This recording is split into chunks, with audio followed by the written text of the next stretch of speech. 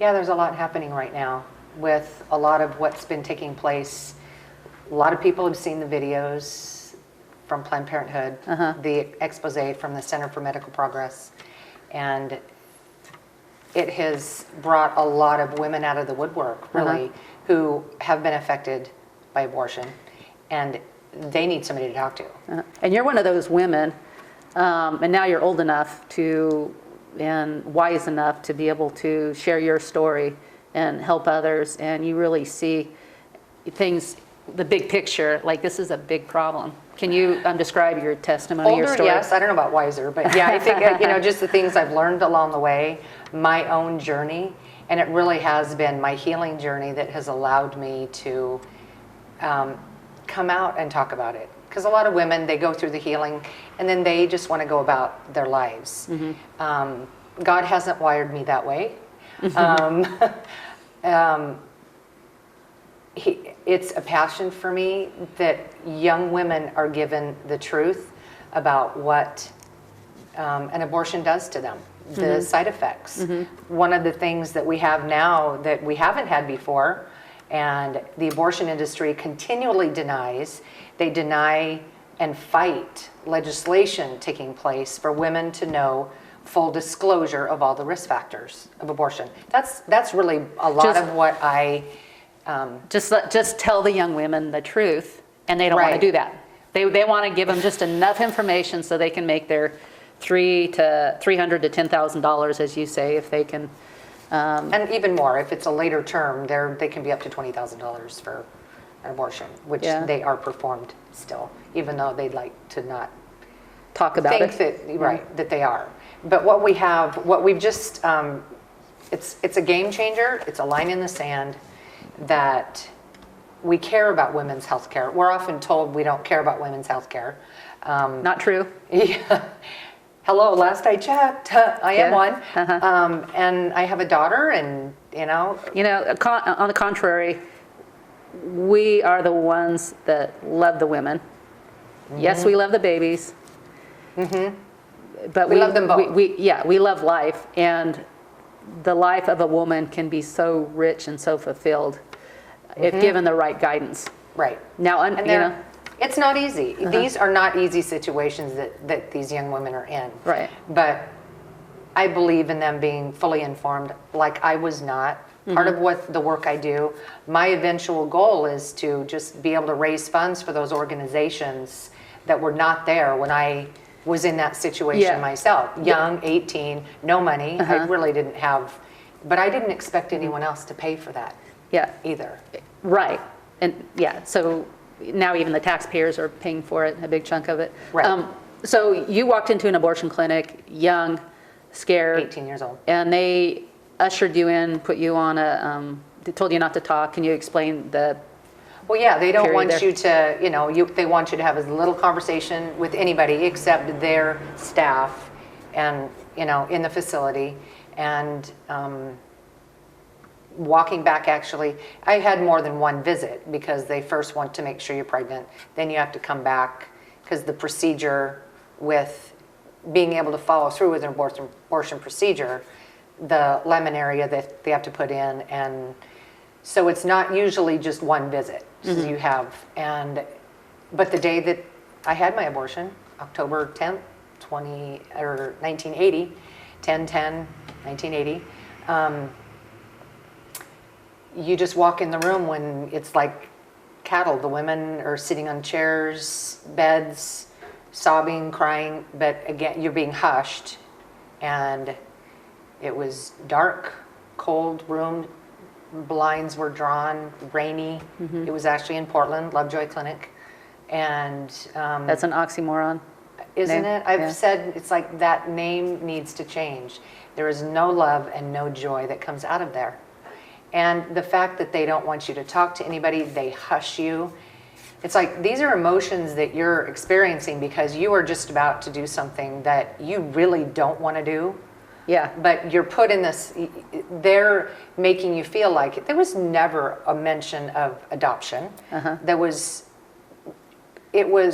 want as little information as possible. And that's even still to this day. we're told that, they're doing more for disclosure and telling women, but they're not. They're not telling them what they need to know. And they just say that, you'll feel sad for a few days, but you'll mostly be relieved, and you can just get on with life as normal. Life is never normal again. When I walked out of the door of that abortion clinic that day, you're no longer the same person that walked through the front door. You are not the same person. And you begin to cope. You try to find ways to cope with not thinking about what you just did. Ending the life of your own child. Yeah. I mean, that's fact. That's not someone's opinion. It is your child growing inside of you at whatever stage it was at. Yeah. That you have a connection and a bond with that human being. Right. Now, since Planned Parenthood, are, what kind of adjectives can I use? But they don't care. They care more about the money than they do about the individual. How about that? I can say that. But they say they care. Right. We care without judgment. They've kind of had some slogans. They've rebranded in the last couple years that, we don't judge you. We don't, we care no matter what. Well, if they cared, they would give you all the information. Right. And they would let the young women see their ultrasound. Yeah. They wouldn't withhold the ultrasound. Right. And I won't say that all of them do, but, and the amazing thing is they really think and it is a worldview. I've come to realize they think that they are doing something good. They think maybe we don't need, to send which is such more, a distortion because I'll go back to this again. This book reveals to us 650 worldwide studies of the physical and psychological harm of abortion on women. Right. So this show isn't maybe necessarily for that or this information, and that would be good if the people working there, caught wind of this book. But I think it's really important that we talk to the people that not just are contemplating abortion, but their support system. People, everybody watching has an opportunity to steer a person in the right direction and not the wrong direction. There's a lot of people watching, I know, because I've talked to people who thought that they were doing a good thing, and they used their own gas money. They drove their child to the abortion clinic and then bought a McDonald's afterwards and said it'll be okay, dear. And then they have to the young lady has to carry this sadness around her for the rest of her life until she gets healed, and then the people who did the driving get to go on with their life the next day. They even forgot what they did the day before, and they need to have the information that they need to give the person the right information and not steer them in a direction that they're going to regret for the rest of their lives. It's interesting you bring up that scenario of one of my last speaking engagements was I had a grandmother come up and tell her story of I'm saying grandmother of the child that was aborted. She had taken her daughter, and she just shared with me some of that journey, and she said, my daughter was never the same. And, nobody, and she said she's never been the same since, and she had no idea as her mother, she bought into the lies that it doesn't have any effect. But she came to realize this was my grandchild, and this was my daughter. I could have done better for her. And again, it just a lot makes of this is so emotional because this is generational things. One of the things that I have such a passion for is healing those generational and relational and gender gaps that we have, building bridges. And that's what you're talking about, is building bridges for people to get the help that they need to heal the soul, whether or not they were the ones that made that choice. And, without knowing, there's so much misinformation and lack of information, or a parent or an aunt or a best friend or cousin or whoever. There is a ripple effect of making that choice.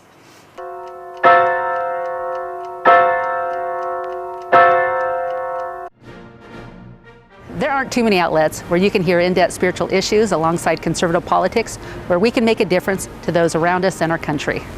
It's brought to you at a cost that's worthwhile, yet I'd like to do more. On 11thhourpolitics.com, you can buy books and videos that will advance this cause. There's delicious chanterelle tea containing vitamin D, proven to dispel depression. We have an art gallery and options to produce your own commercial or have us do it for you, along with other projects. It's only through a co-op that things get accomplished. I hope you will join me in this mission.